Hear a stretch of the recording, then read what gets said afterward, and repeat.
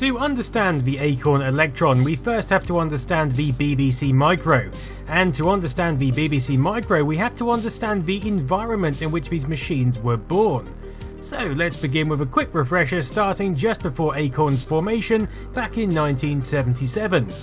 Chris Curry was working at Sinclair Research, a company formed by Clive Sinclair to act as an escape boat while the National Enterprise Board split up Clive's previous company, Sinclair Radionics. Clive had placed Chris in charge of his company whilst everything settled, and during that time Curry had developed the MK14, a very early microcomputer kit which sold for £39.95. Seeing the potential with computing whilst left frustrated by Clive's overpowering management, Chris decided to set up Cambridge Processor Unit Limited with his friend and investor Hermann Hauser. Initially, the business sold components for the fruit machine industry, but quickly turned their attention to building the System 1 under the Acorn brand, used to denote a growing company and also because it conveniently came before Apple in the phone directory. This was 70s marketing at its finest. The System 1, designed by Sophie Wilson, was an MK14-like machine based around the MOS 6502 CPU, and it allowed Acorn to raise capital whilst developing improvements to their product.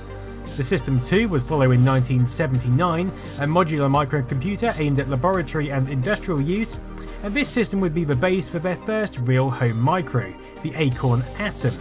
This machine competed with the Sinclair ZX80 but offered a larger case and fully functional keyboard. Selling around 10,000 units after its 1980 release, it allowed Acorn to begin development of their next project, codenamed the Acorn Proton. System 3 hardware would be the base for this new machine, and it would be poised to be far superior to Sinclair's ZX81 model released in 1981. The rivalry between the two companies was intense, and you can find out more in my Sinclair vs Acorn video charting their history. Handily, around this time, in the summer of 1981, the BBC would begin their computer literacy project, backed by the government. Don't expect the computer revolution to happen tomorrow. It's happening now. Its goal was to get UK schoolchildren ahead of the microcomputing curve by providing a weekly television programme and placing a computer into as many schools as possible. The only problem was they needed a micro they could brand up and use for this task. Various companies bidded for the contract, including Sinclair and Computer, but by modifying their Proton design in a very short space of time, it was Acorn who managed to secure the project and go on to produce the BBC Micro starting in December 1981. Not only securing a deal that would provide free BBC advertising and promotion, but timing that would move Acorn ahead in the technological stakes over the competition. The BBC Micro's design was led by both Sophie Wilson and Steve Furber, and was a pretty advanced piece of kit for the time, sporting 32KB of RAM, a 2MHz 6502 CPU with optional Z80 coprocessor, and a whole heap of expandability. To incorporate such functionality, the Micro's case was large and industrial in look, also featuring a full keyboard and the iconic red function keys. There were two initial models, the A, priced at £235, a cut-down version with less expandability, and the B, a fully fledged system priced at £335. Acorn initially predicted that the A would sell better to the home and hobby markets, with the Bs going into academic use. However, the B models were by far the biggest seller, with people eager to get a more future-proofed and capable machine. Increased manufacture costs meant the machines were quickly repriced to £299 and £399 respectively, safely finding a niche in the higher-priced home micro market, with families keen to buy into technology compatible with what their children learnt at school.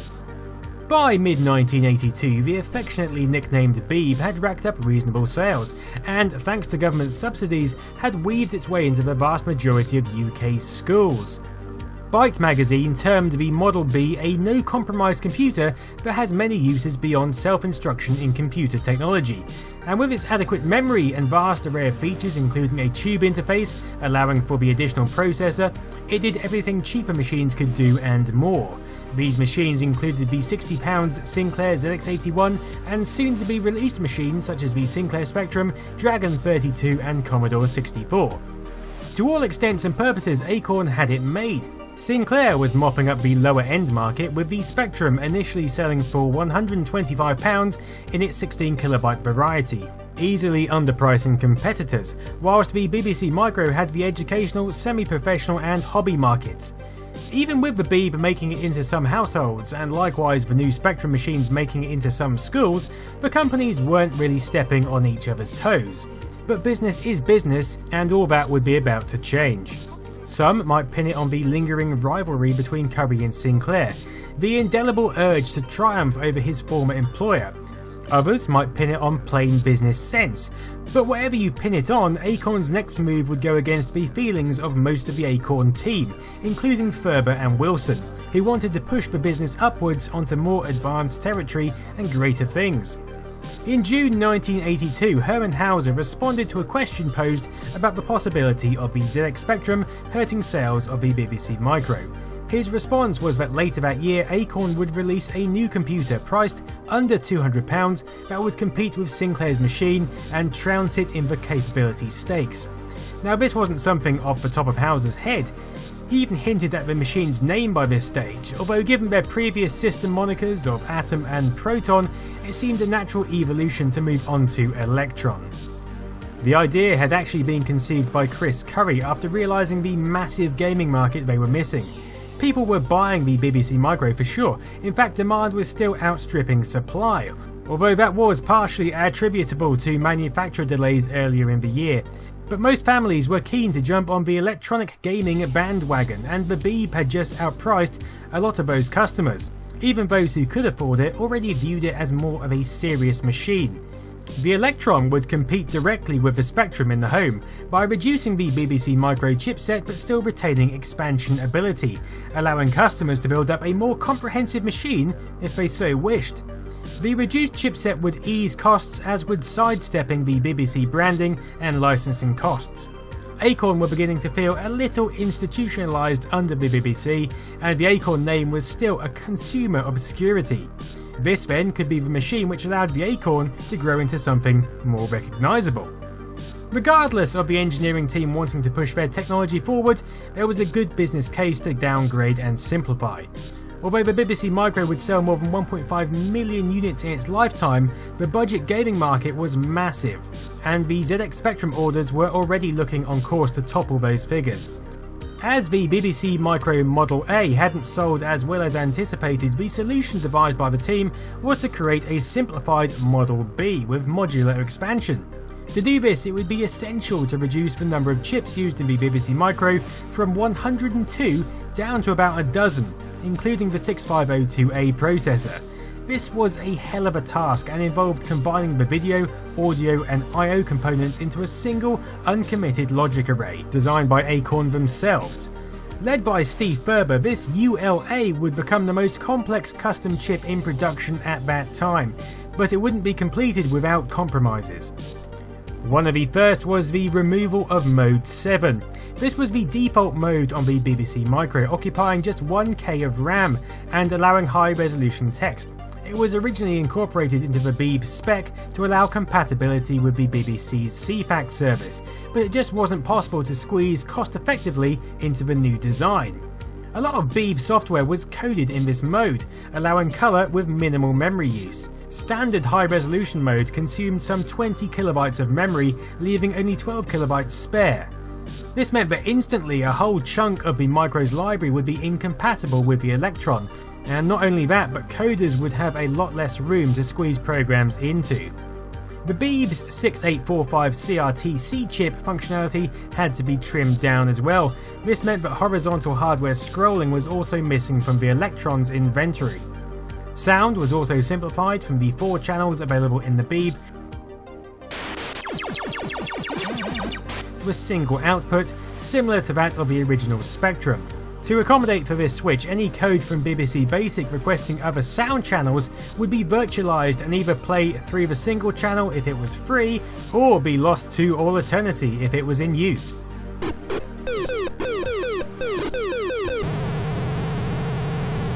The ULA wasn't the only source of compromise in the new design, however. In the early 80s, technology was evolving rapidly.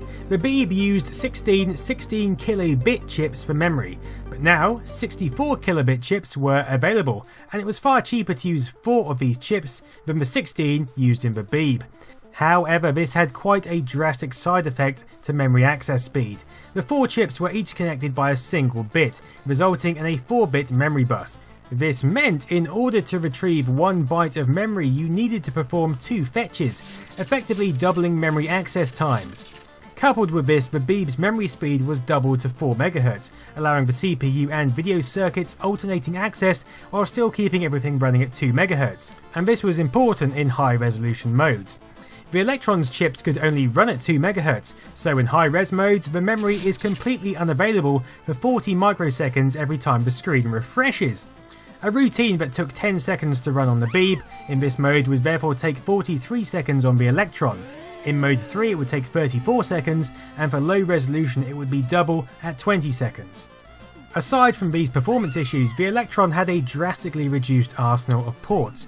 The RS423 serial, video out, analog, peripheral and Econet ports of the Beep were missing, not to mention the base mounted disk drive, tube interface, 1 MHz bus, printer and user ports. But what the Electron did have, rather strangely for a home marketed machine, was 2 monitor outs, offering composite and RGB, as well as a general purpose expansion bus, cassette DIN socket, RF out, and the external 19-volt power supply. To make up for the cull of sockets, 7 large plus expansions were planned. These would bolt onto the back in a daisy chain fashion reminiscent of the Texas TI-99. The first of these was intended to be released at launch but would arrive a year later. The Acorn Electron was a machine engineered to a price point, something Steve admits he's never been a fan of, preferring to build to a function and spec point. But after several months of grueling work, the Electron's design was finally drawn up, and despite its compromises, it still retained a fairly decent compatibility with the BBC Micro. The MOST 6502A remained the brains of the operation, running at 2 MHz for ROM access and between 0.58 MHz and 1 MHz for RAM access, depending on the graphics mode. The ULA, manufactured by Ferranti Semiconductor and with a whopping 2,400 logic gates, soaks up most of the core functionality. 32 KB of RAM is provided in those 4 64 kilobit chips. 32 KB of ROM houses BBC Basic, the same as the BBC Micro. Various text modes are supported, as well as various graphical modes offering up to 640 by 256 pixels with 2 colours. You can see the considerable memory some of these modes consume. One channel of 7-octave sound is provided via a built-in speaker. Dimension-wise, it's roughly half that of the BBC Micro, designed by Alan Boothroyd, responsible for the Atom and Micro. It sports a fairly robust keyboard, on par with the BBC Micro's quality construction, and the keyboard also borrowed the keyword input from the Spectrum, accessible via the function key, although unlike the Spectrum this wasn't a memory-saving feature and keywords could also be manually typed. One thing Acorn were known for was design quality, and it's evident from the motherboard layout to the case design. With the plans ready, Chris Curry was confident that the Electron would pose a very powerful threat to the dominance of Sinclair and Commodore's VIC-20. Acorn were also planning more intense exportation of the Beep to America, and even drafting up a portable system based on the Electron for mid-1983. Acorn wanted the Electron ready for Christmas 1982. The groundwork may have been laid, but due to the complexity involved, Hauser's original launch of August 1982 quickly surpassed. The first sighting of the new £150 Acorn was actually in the December 1982 issue of Your Computer magazine, but it would be several months still before this elusive machine emerged, and the reason lay in that precarious ULA chip.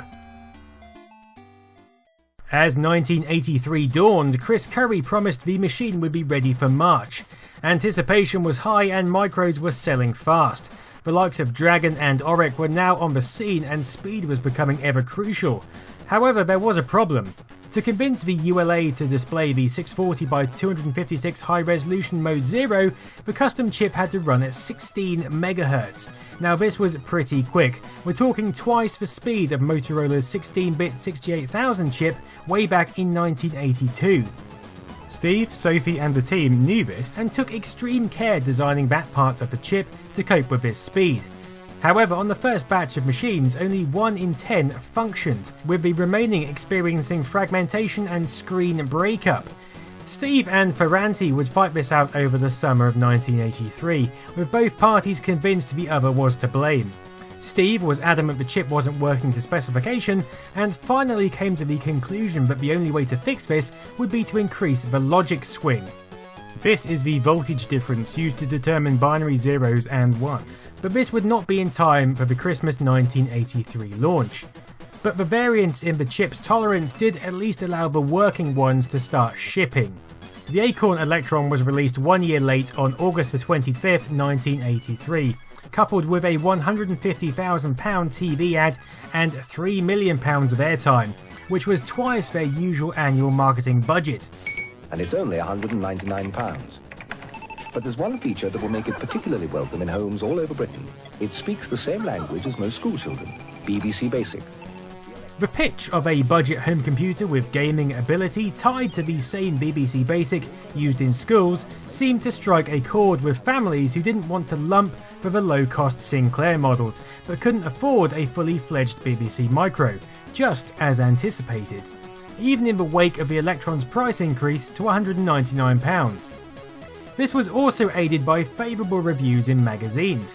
What Micro said it had better graphics, a better keyboard and a more versatile BASIC than competitor machines. Personal Computing Today said that compared with other machines, including the Commodore 64, the speed is acceptable and the colour and resolution far superior, although some magazines chose to point out its slow ability compared to the BBC Micro, rather than singing its praises compared to the competition. The Electron User magazine began print in September, providing a solid refuge for Electron fans, and the machine quickly earned the nickname the Elk.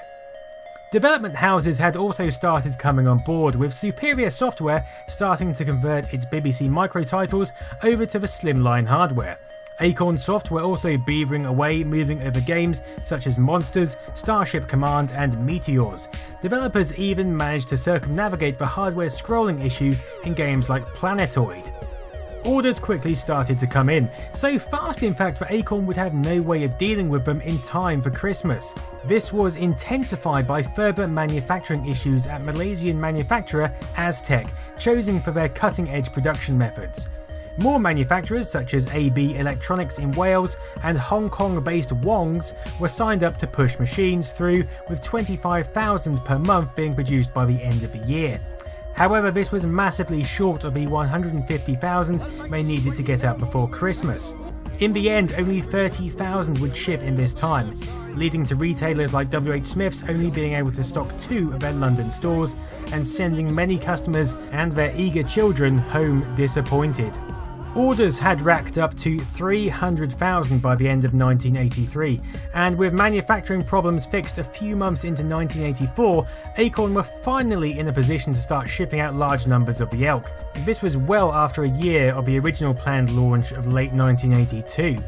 The only problem was many of their retail orders were made on the agreement of fulfillment before Christmas. As this didn't happen, many of these outstanding orders were now technically void. Still, Acorn had some confidence that new orders would soon clear the stocks in any case, and so pressed on. Just a month or so after the Electron's launch, Acorn had put 10% of the company public on the unlisted securities market for £1.20 a share, and with over 11 million shares available. The flotation was a reasonable success, and the influx of cash allowed Acorn to establish a US subsidiary to try and spread the Beeb throughout North America. This was ultimately a failure and wound up during mid-1984, but this would not be the only setback this year. First was a high failure rate among the first batch of machines. There were reports it was as high as 25%, which was huge, especially compared to Commodore, who rode at 1%, and even Sinclair, who had a 5% defective rate. This was attributed to further failing ULA chips, and machines were quickly replaced with the new Logic Swing batch. More seriously, the market was expected to expand further during 1984, but the home computer trade was beginning to implode under its own weight. Demand began to fall, and frustratingly, Acorn had now locked into producing more Electrons than it could sell, with AB Electronics having just taken on more staff to produce 100,000 machines. Acorn was still in a better position than some companies, with Dragon Data and Computers quickly stumbling, but what looked rosy just a few months prior was starting to wilt at a dramatic rate. At one point the Electron looked like it might be the #1 selling UK micro, but this was a very short boom as delivery caught up.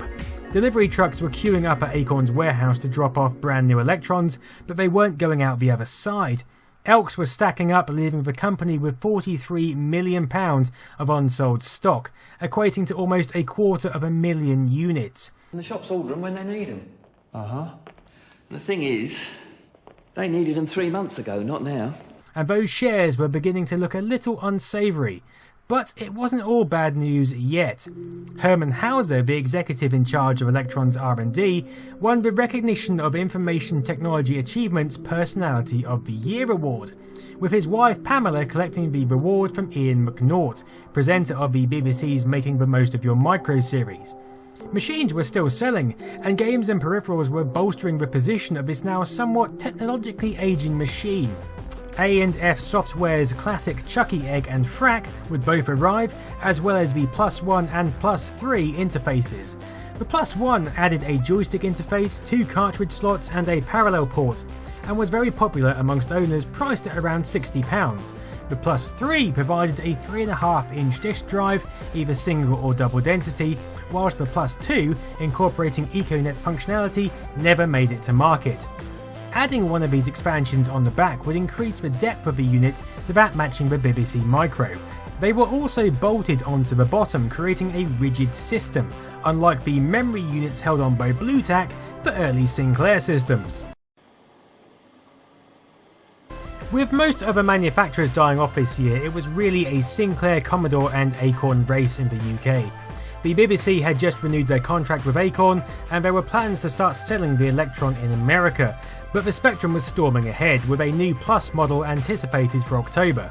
The Commodore 64 was wowing people with its advanced graphics and continual advertising, but the Acorn machines had a different trick up their sleeves. The killer app for the BBC Micro Elite would land in September 1984, instantly blowing the minds of small children who could now explore a vast cosmos. Its co-creator David Braben laments that the video hardware on the Electron was very poor compared to the BBC. The Micro used some clever coding allowing Mode 4 and 5 to be displayed concurrently, allowing for a more colourful experience. However, the Electron could only muster Mode 4, leading to a monochrome experience. Still, we're in space, black, endless space, it hardly matters, and indeed it didn't. The original Electron release did have a bug which stopped galactic hyperspace from working, but after it was corrected via a mail order service, it was an amazing feat on the Little Elk hardware. With Christmas 1984 now in their sights, Acorn for once had the stock, they had the branding, and things could only get better, surely. Acorn anticipated selling 300,000 Beebs and Elks over this period, but missed the mark by a third.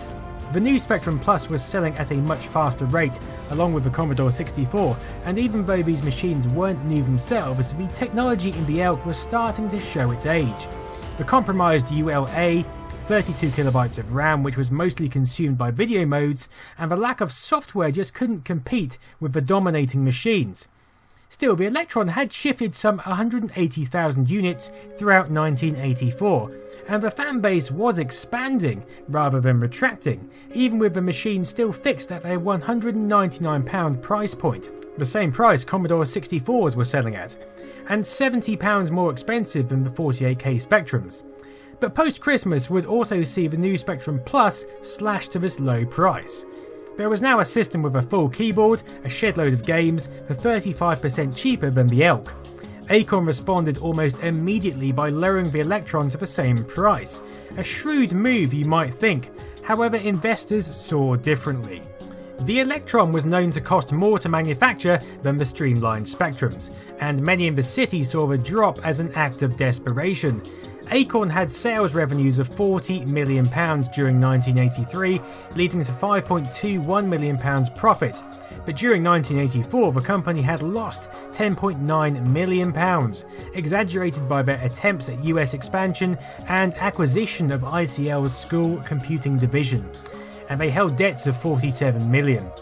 For investors, the company just wasn't viable anymore. Share prices had crashed from 193 pence to just 28 pence, and share trading was suspended just 5 weeks into 1985. Redundancies ensued and Olivetti stepped in, buying out the company for some £10 million, snapping up 49.3% of the shares.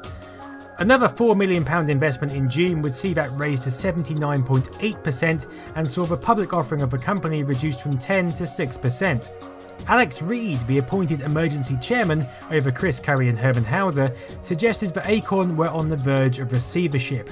To avoid it, creditors agreed to write off £7.9 million in debt, and the BBC waived 50% of the royalties owed to it from the previous year. Still, throughout this turmoil, the Electron was still selling, and selling pretty fast at its new price tag. This was reduced even further as Olivetti attempted to shift old stock. Machines were sold to Dixon's for just £50 each, a substantial loss on manufacturing costs, with Dixon's selling them on at £100, similar to how the Dragon 32 story played out. This opened up a whole new swathe of customers to the Electron. The educational world of BBC Basic was now open for the masses, and the masses snapped it up. Figures released by AGB Market Research placed the machine at number 2 in computer sales charts, with a 15% market share, equal to that of the Commodore 64. The Spectrum had almost double at 28%, but it heralded a new wave of software and gaming talent who managed to squeeze remarkable things out of the hamstrung machine. Peter Scott was one of these programmers who, despite the difficulties of porting BBC Micro software over to the slower one-channel audio hardware, relished the challenge. Coders like Scott started programming games for the Electron which were cross-compatible with the BBC Micro. This meant a decent game could be played on both systems rather than crippling a good BBC game to work on the Elk. Here are some of the best games to make it to the Electron platform.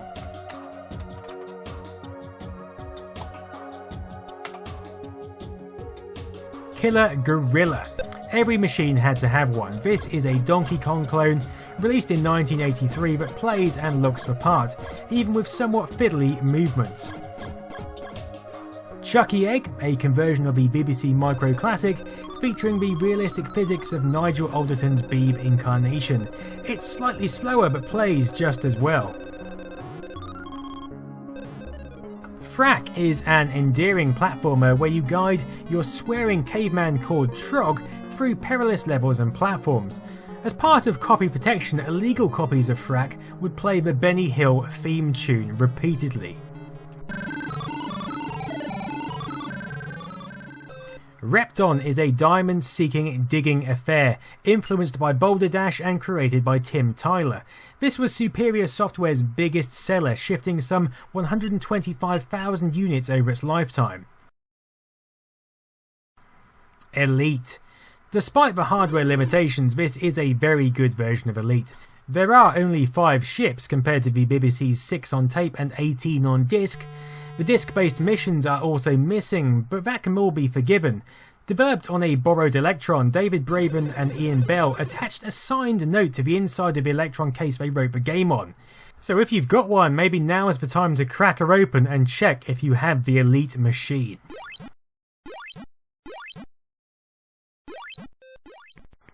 The Last Ninja 2 was a masterclass on how to cram a 500 kilobyte game into just 32 kilobytes. Fluid animation, defined visuals, this is really a work of art by Peter Scott. Exile. Peter Irvin and Jeremy Smith created an amazing action-adventure game with Exile. Memory restrictions meant that non-graphical data had to be crammed into the screen buffer, but this meant for a large game, spot-on physics and some impressive software scrolling. The graphical flicker common on most Elk games is another quirk of memory constraints, meaning most games had to draw directly on screen rather than in a concurrent page buffer. This game also manages to push 1-bit sampled speech through the Acorn's single channel. Simcity. Yep, fitting in just a few kilobytes of memory is Simcity, a massive disc-based game on the Beeb, but here it is on tape and playing pretty damn well, all things considered. This was one of the machine's last games, but also Peter Scott's most impressive conversion. The total lifetime game sales for the Electron would exceed those of the BBC Micro, with somewhere between 1,200 and 1,500 titles produced for the machine. Similar to the Spectrum and Commodore 64, titles continued to be sold for the machine in the early 90s. The only difference being the Spectrum and Commodore machines continued to be manufactured. The Electron just clung on from leftover stocks from 1985 with its passionate user base. The steadfast Electron user magazine would finally give up the ghost in June 1990, with a shift to an increasing amount of user-generated content in the final years, along with the odd bit of made-up content. As well as the Plus modules, there were various spin-offs and accessories. We had the Electron branded data recorder, of course, which looked sublime next to the original hardware. There was also a Mode 7 add-on by Jaffa Systems, which allowed the Micro to display the BBC's Mode 7. There were also a couple of performance modifications, such as the Slugger turbo board. This was actually a hack devised by Acorn which moved the lowest 8KB of RAM outside of the ULA's reach. This allowed the CPU to access it at a full 2 MHz, and if it had been incorporated from the go, it could have doubled the amount of motion possible in games and possibly saved modes 0 to 3 from being almost uselessly slow due to the shared memory timings. There were also things like the Vox box adding speech synthesis and even a second processor produced by PMS. A spin-off was also created called the BT Merlin M-105. This was a debadged Electron connected to an expansion featuring a modem and printer interface, and some say a speech synthesizer. This was used throughout Interflora shops to transmit data and was an early precursor of the internet. 33 years since its release, the budget Acorn is still a machine which divides opinion. Some just see it as a crippled and unnecessary version of the BBC Micro. Steve Furber acknowledges that technically it performed as well as could be hoped, and it looked the part, but was a commercial disaster, if mainly because of the manufacture issues. Others, including Chris Curry, never actually regretted making the machine, considering it a terrific product in the face of a huge technological challenge, and it was. It was built for a particular growing sector of the market, and for those who bought it on those terms, it was cherished. The fact that the fanbase smashed into the 90s and continues to this day is surely testament to that very opinion.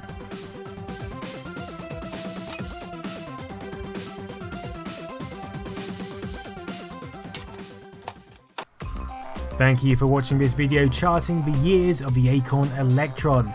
There's plenty of system reviews I've done in the past. If you click subscribe, you'll stay updated with plenty I'm going to be doing in the future. Give this video a thumbs up if you've liked it, or even contribute to my Patreon if you want to keep my channel going. In any case, thank you very much for watching, and as always, I hope you have a good night.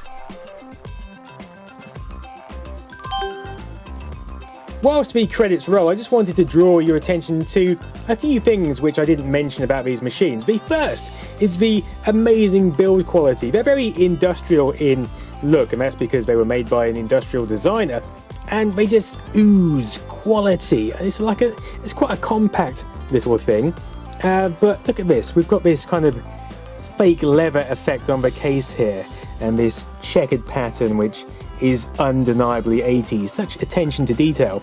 I love the keyboard. We've got the little commands on the front of the keys here, so they're not in the way and obscuring the main font. And I just love the clickiness of them and the responsiveness. It's spot on. And that sound you can hear, the speaker is at the back here, but the way it's positioned, it projects the sound backwards. It makes it sound like it's coming out of the television, which is really quite impressive. It had me fooled at one point. I was like, what's going on? It's coming out of a TV. Another feature of these machines which is quite nice is the brake key. So here we have Snapper running. Here is Snapper, a Pac-Man clone.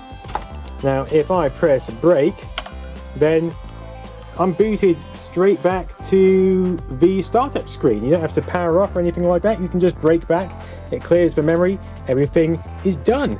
Lovely job.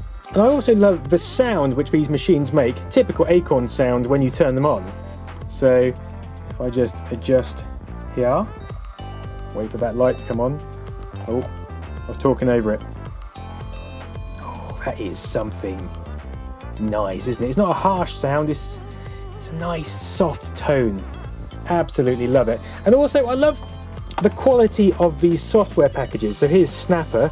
It's these little fold back things and the tape sits in there. We've got instructions on the left hand side. It's just a whole quality affair.